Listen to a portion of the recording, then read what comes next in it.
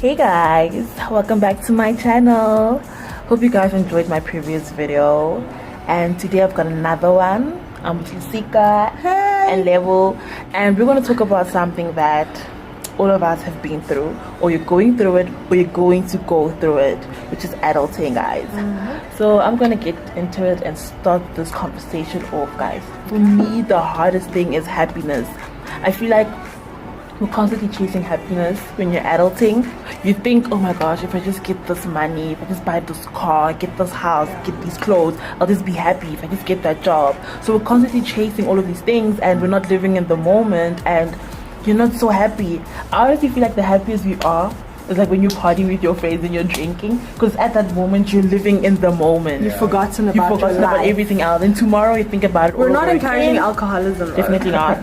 But yes, I feel like we're constantly chasing contentment. We don't even know what it really means. We think being content is when you've got this house, this car, and this perfect job, but it's not that. Contentment is just being happy with what you already have. So it's really hard when you become an adult and you're still finding yourself in this world just to be happy. So what is one thing you struggled with, or you're struggling with right now? It's a big reality check that no one reminds, or no one really prepares you for. So you know that one day you will have to pay bills, you know you will have to pay for water, your rent, your own food. But when it finally hits you, it hits you hard. Like, the reality is just, it's overwhelming, because now you understand why your parents tell you, don't waste food, turn those lights off, turn the water tap off when you finish using it, when you're brushing your teeth, don't let the water run, until you have to pay for it yourself. Because remember, up to the point when you've moved out of home, your parents are generally paying for all those things. So you don't really appreciate the sacrifice that's required to pay for those things until you live on your own. So now you're on some, sorry friend, thanks for visiting me, but turn those lights off. That food that you're leaving on your plate, now you understand why your parents were You don't have a dog, you gotta eat them. Eat that. So that's one thing that I've come across. And remember, I moved straight from Port Elizabeth to Pretoria. Different province. It's a different province. Your parents are nowhere near. So when I lived in PE, there was a time when my sister and I lived in a flat. But for food, we'd always go to my parents. Like, for dinner, we'd go to them. If we needed some laundry done, we'd go to my parents' place. So it wasn't really us moving out. My parents wanted to give us some independence, but at the same time, we were enjoying the benefits of living at home. Now, when you're on some, my clothes are dirty, you have to take it to the laundry or make a plan. You know, I'm hungry, I have to go buy food.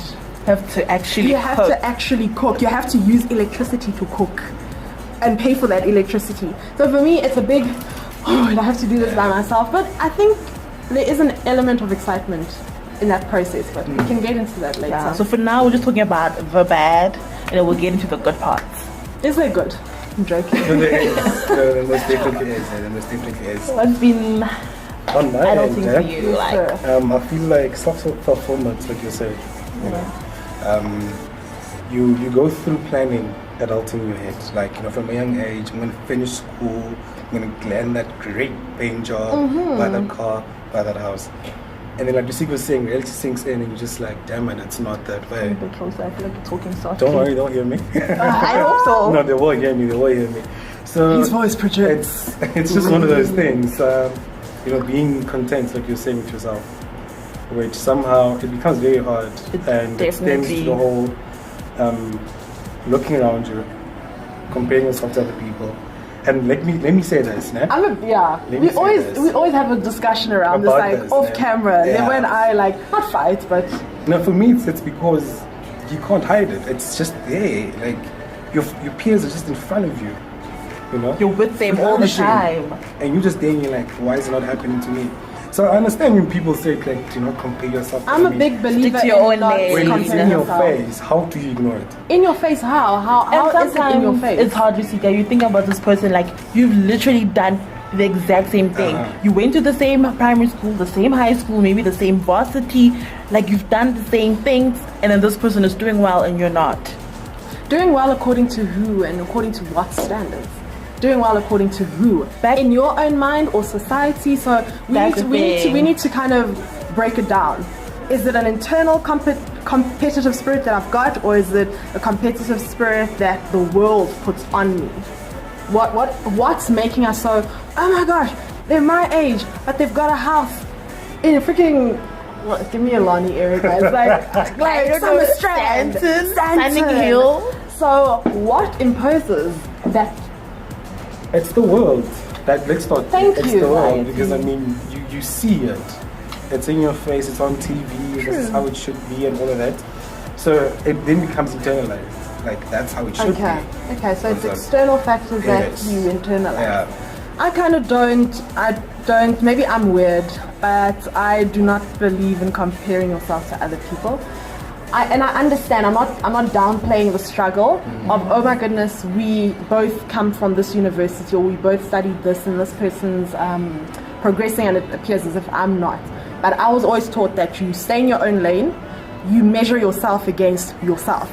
So Lusika in 2016 versus Lusika from 2015, has she improved? How can I best make sure that in 2017 I'm a better version of myself? I'm better than I was in the last 2 years of my life. Not what my colleague or what my friend that I grew up with is doing. But I hear you, it is external factors. We're constantly being bombarded by Instagram, showing us like 21-year-old millionaires, how they're living their lives, jet setters who are our age, people who are supposed to be at work when we're grinding out there in Thailand. So it's those factors, and I'm not going to downplay it. It's not easy.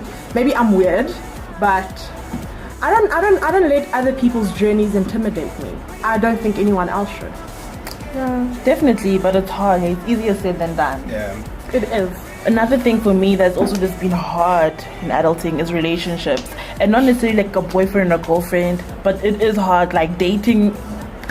Like primary school, high school, it was easy. Hey, like, do you like me? Yes or no? Fold it up, put it on his desk. Yeah. Yes. You're done. We're dating. Like adulting is just so hard. You gotta deal with so many factors. Is this person playing me? Is this person really in it for real? Or does this person love me? Like there's just so many aspects going through your head, and then there's also like fake friends you've got to deal with, like people who pretend to have your back, and at the end of the day they don't have your back.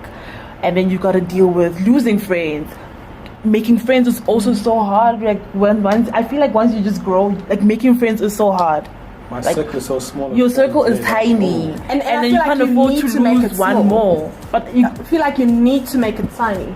Okay, maybe I'm the wrong person speaking. because you've got a whole lot of friends. Like I literally, not that my life mission is to have like millions of friends, but I can't help enjoying something out of someone and that makes them my friend. You know what I'm saying? So I meet Monica for the first time and I'm like, that girl, I like her mind, or I like her sense of style. What else is behind this person? I want to foster a relationship. So that's my process. I'm like the type of person who walks up to a random stranger and starts talking about world news. For me, it's hard to make friends. Like I can be acquainted to 1,000,001 people. That for me is easy. But like considering you my friend, that's hard for me. Like when I start talking about my life story with you, for me that is very hard because you can't trust anyone out here, guys. What? You can't trust anyone. During your adult years, what constitutes a true friend? Because I feel like in high school, primary school, varsity, it was a totally different We just world. chilled at break together. Whoever chills at break with you. Yeah, true. Okay, now it's about your life journey. Yeah. Am I willing to embrace someone else to take that journey with me? Is that what it's about now? Definitely. I feel like a friend is that person you can call 1 a.m. in the morning after a breakup or after a hard time, and you can call that person and they'll answer and they'll just be there for you. I feel like that's a real friend. What if they are answering at 1 o'clock? They're a true friend. I'm sorry, I'm devil's advocate. You phone me at 1 o'clock. Imnandini me. No, I'm just giving Sorry, I'm an example. I'm just saying a friend essentially is someone and I'm who's like, there my for you friend, can I during phone the you hard when I'm times. done here because I'm having too much fun. I just mean Not it's because someone who's there for you during the hard times. I feel like when you become an adult, that's a friend.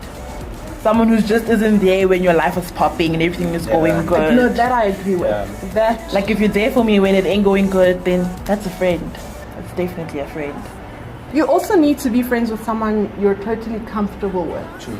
Comfortable with being vulnerable, True. being honest. But it's And hard. honestly honest.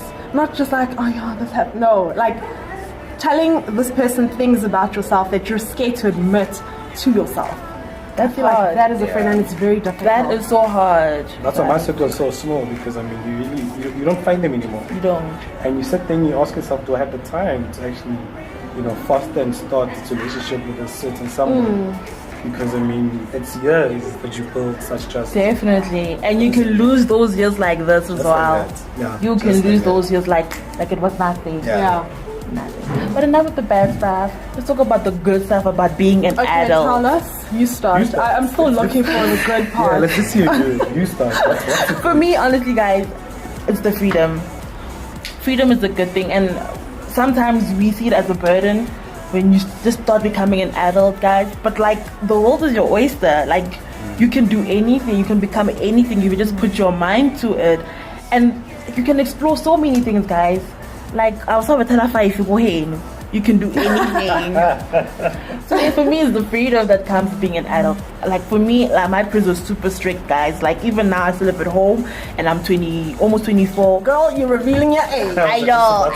I'm not ashamed. Like, I can't go places and it's a little bit hard. But like, the little bit of freedom that I get, and my mom is just like, I appreciate that freedom. I appreciate that freedom. So what do you guys appreciate about being an adult? What do you appreciate? I'm still trying to hear. For me, it's small accomplishments, man. Like, I mean, you find yourself in a situation you're not earning much, but yet, when you go and you buy yourself that item of clothing, Yes. you sit there and you're like, it's, something I work for. So that's the tiny wins, the small wins, I feel. Okay. So it doesn't have to be large. It's just the tiniest of things. Like you say, being, getting home at late. In the house, like, I mean, And they don't say anything. They don't even mention it. Yeah, like nothing happened. Like, you grown now. You're grown Definitely. now, so. But there's also something beautiful about being able just to give your parents something that you've worked for on your own. Like, they didn't even help you with it. Like, you just took your money and you bought your parents something, or you just helped them pay the electricity bill. You bought groceries home. Like, that's those small things for me as well. It's something I really appreciate. Hey, like, our parents have done so much. Giving back to Way them too much, is beautiful for me. Yeah. So you don't enjoy anything? No, I enjoy. I'm going to. I found something. Okay. Listening to the two of you reminds me of something that my dad told me when I was 21. And it was actually very interesting coming from him.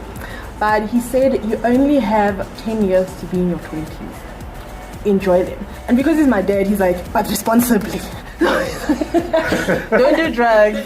Stay in school. Thank you. So for me, it's like your 20s or your young adulthood is an adventure. It is. It's an adventure. It's time for you to make mistakes that might potentially be detrimental or painful when you look back on them. But you know who you are once you've gone through that mistake. Hardships. Definitely. You know what you can take, what's your limit.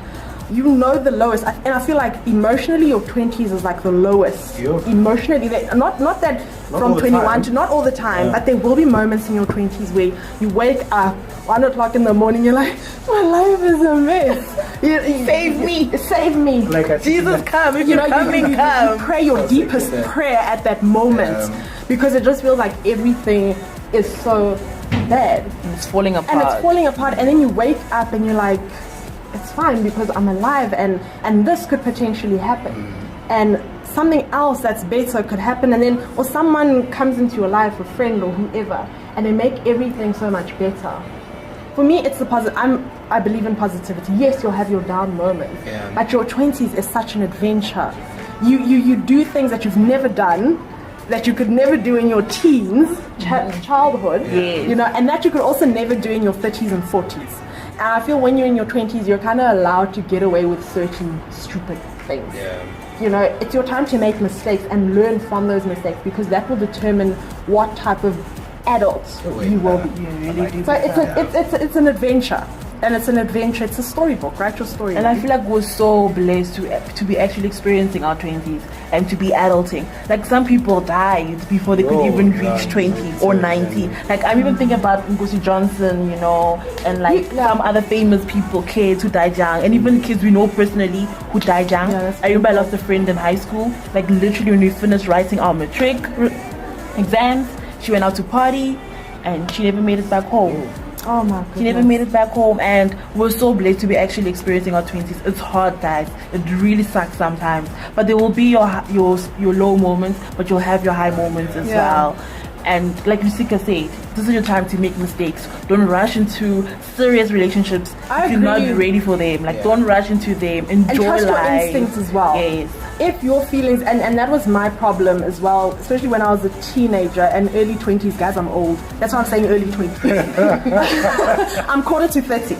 So in my early teens and early 20s, I automatically believed that everyone could be my friend. Even when I had a funny vibe about them, I'd still continue with the friendship. A few months down the line, this person would stab me in the back or whatever. So right now, if you have a funny feeling about someone or something, stay away.